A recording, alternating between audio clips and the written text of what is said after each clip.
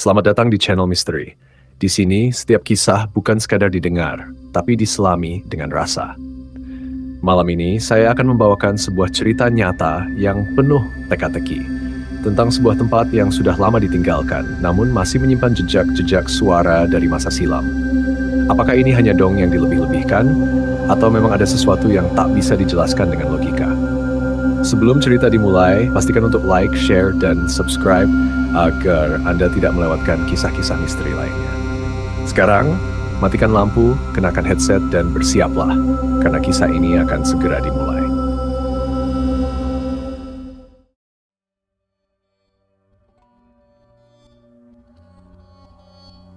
Pujasera di Jalan Arifin Ahmad sudah lama kosong, bangunannya juga tidak terawat. Bangunan aset pemerintah kota, Pemko Pekanbaru, yang berdiri di atas tanah milik pemerintah Provinsi Riau, tersebut seperti bangunan tua yang angker. Cat bangunan sudah buram dan mengelupas. Lantai ubin dan keramik banyak yang pecah di sana-sini. Jendela dan pintu banyak yang sudah hilang. Kotoran burung berceceran di beberapa titik lantai. Bohlam lampu yang ada di beberapa titik di dalam dan luar bangunan juga hilang semuanya. Menjelang petang, lokasi eks Pujasera itu menjadi cukup gelap karena kurangnya penerangan. Malam hari, suasana menjadi gelap dan terasa menyeramkan. Karena kurang penerangannya, suasananya jadi cukup menyeramkan, apalagi kalau sudah menjelang malam. Bangunannya rusak parah, semak belukar di sekitarnya karena ditumbuhi rumput tinggi. Siapa yang berani coba masuk ke dalam, ungkap Rian, warga sekitar Pujasera itu kemarin. Rian menyayangkan aset pemerintah tersebut dibiarkan begitu saja seperti bangunan terbengkalai. Jika dimanfaatkan untuk suatu usaha, ia nilai akan sangat baik dan kondisinya tidak seperti sekarang ini.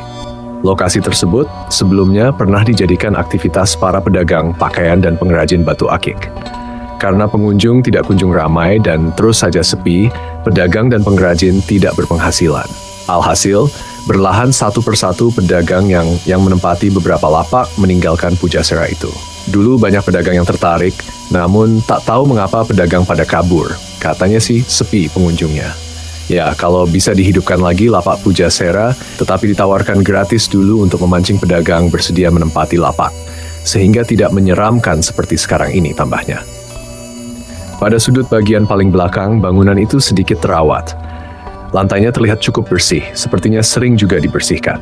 Rabu 14 September siang, beberapa orang terlihat berkumpul di sudut gedung bagian belakang tersebut.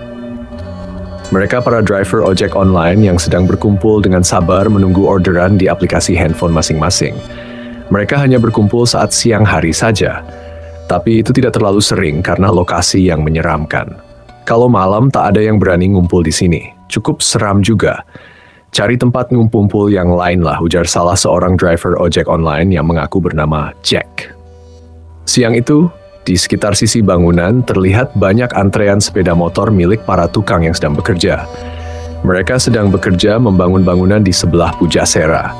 Bangunan tersebut telah berdiri dengan desain bangunan yang tidak sama dengan bangunan di sekitarnya. Itu bangunan baru dibangun pemerintah. Informasinya untuk sebagai kantor untuk memperkenalkan produk ekonomi kreatif dan semacamnya. Sepertinya bangunannya terus digesa tukang karena sudah berdiri bangunannya, tambah Hendra, warga Jalan Arifin Ahmad.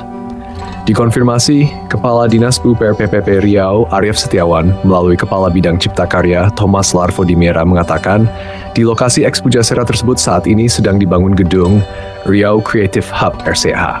Gedung tersebut nantinya akan digunakan sebagai pusat kegiatan kreatif di Riau. Saat ini, pembangunan gedung tersebut sudah memasuki tahap kedua. Pembangunan tahap kedua gedung RCA sedang persiapan pekerjaan. Kontraknya sudah selesai. Dengan adanya gedung tersebut, diharapkan kawasan ini ke depannya akan lebih tertata, kata Thomas.